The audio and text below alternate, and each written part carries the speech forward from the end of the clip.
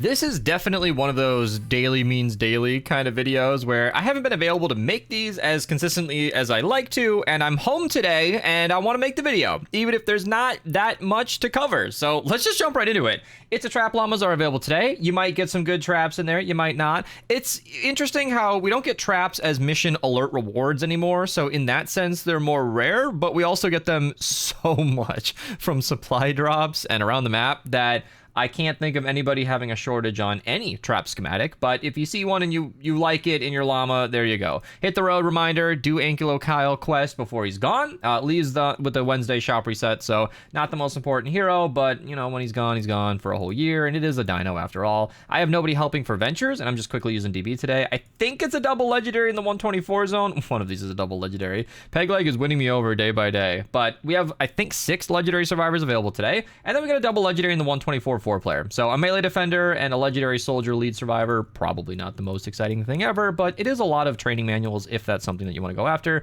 You never ever stop needing training manuals. Legendary survivor in the 94 zone, then the 108 zone over here has a legendary survivor. Then we're going all the way to the 132 zone for a legendary survivor and a legendary defender. Then in the 132 zone, it's a legendary defender and a legendary survivor. So that's pretty much everything there. I am going to point out a purple bullets from Jonesy because rarity does not matter on this character. I really lean against him in the commander slot because the extra fire rate he gives you isn't nearly as relevant as the percent damage that Crackshot gives you in the lead and the lack of stability he gives you. Honestly, stability is kind of a dead perk.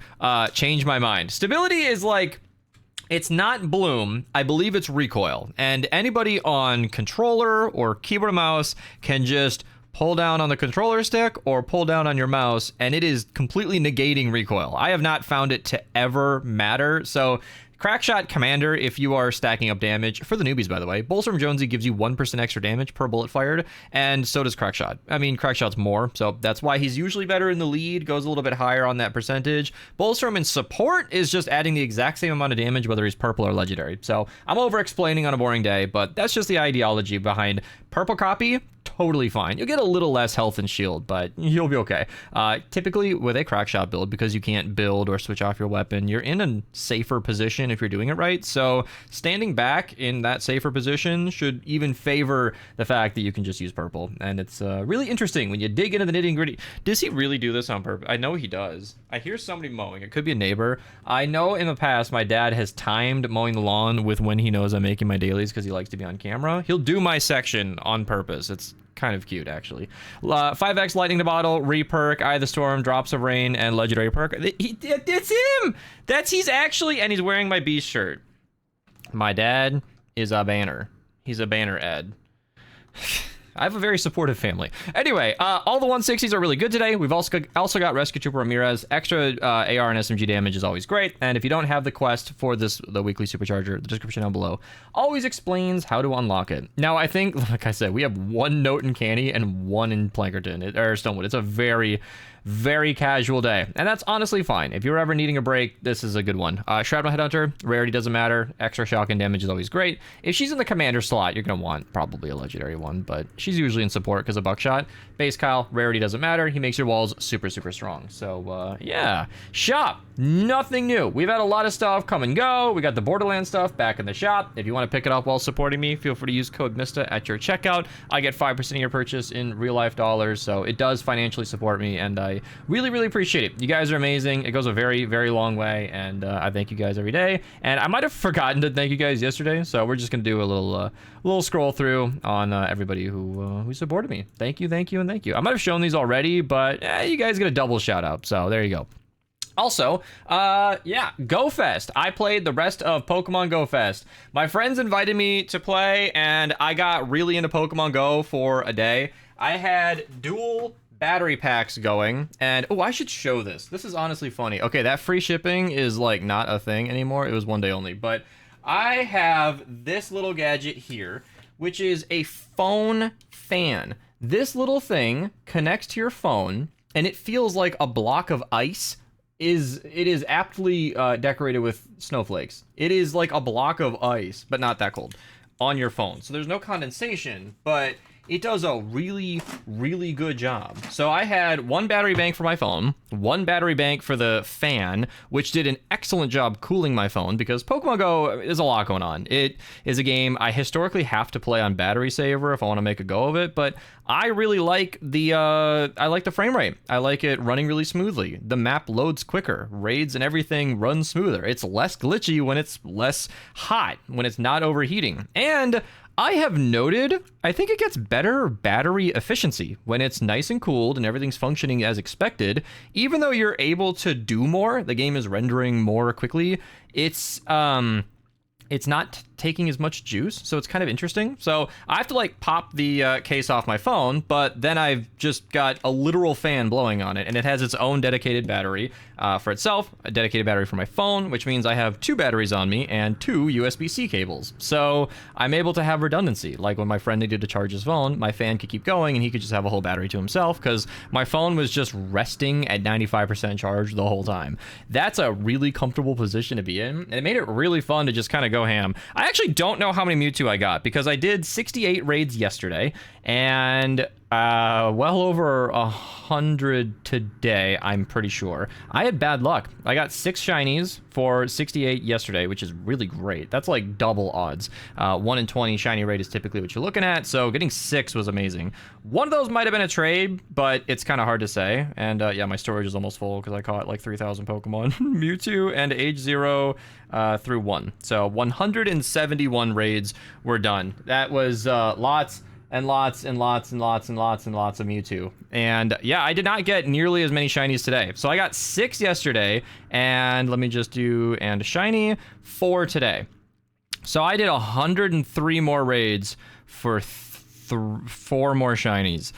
So kind of ended on a sour note, but the megas were super fun. I got to have a nice big boy 7,000 CP Mega Y and X.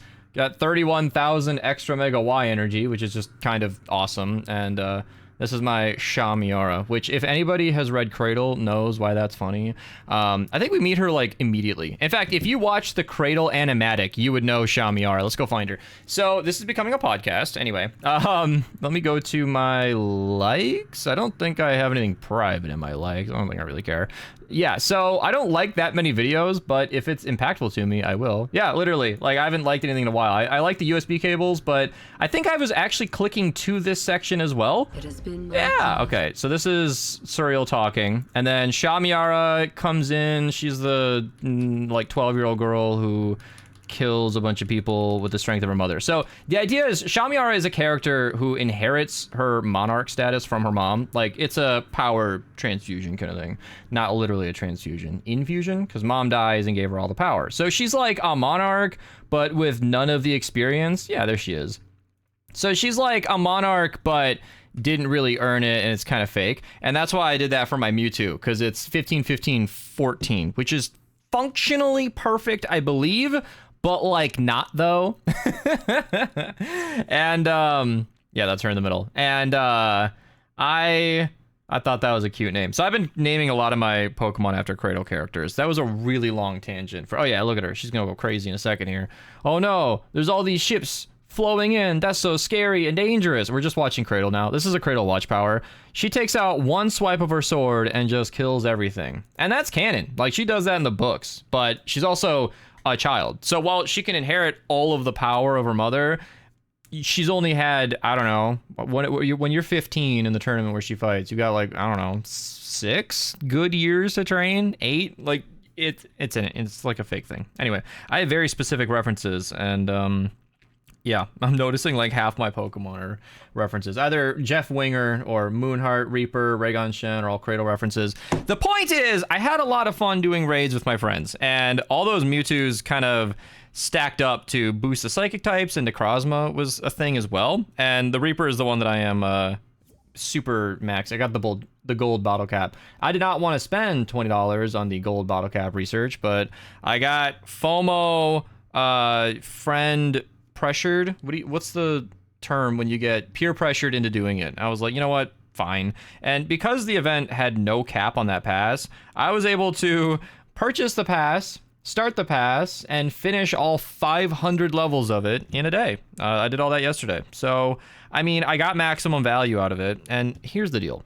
If you're going to show up anywhere for just the price of gas, play for free for 5+ hours at a time. That's a lot of entertainment for free. Like, what's $20, right? Like, that's lunch. I might as well just make the most out of it. And we had a good time with that. And yeah, so that's what I did today and yesterday. I caught way too many Mewtwo. 171 Mewtwo. I should load up my game for this stat if I'm going to be rattling off stuff.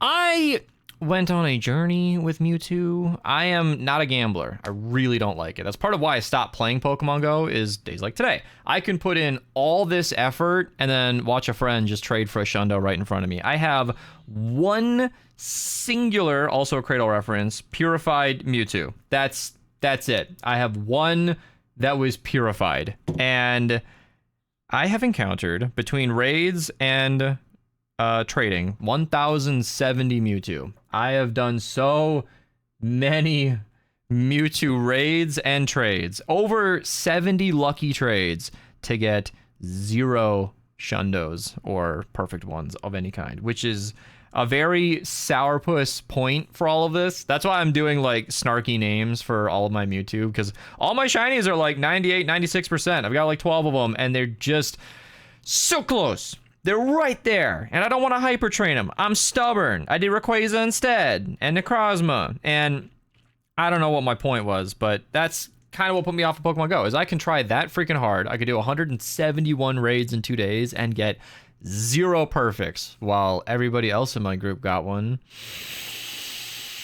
It's fine. It's fine. It's fine. It's fine. It's fine. It's fine. Can't go to Vegas and expect to win. Even $20. But yeah, anyway, that was story time with me. And it's fun that like we can have a short day in Fortnite, but I'm not gonna have all that fun and not tell you about it. So I think I'm out of here. I think I'm gonna go rest. I did my stretches after all of that. My legs were sore, which ironically doesn't ease the pain. It just loosens up your legs to feel the pain more smoothly. So I took ibuprofen as well, and that was pretty great. So now I'm just gonna relax and probably sleep like a rock.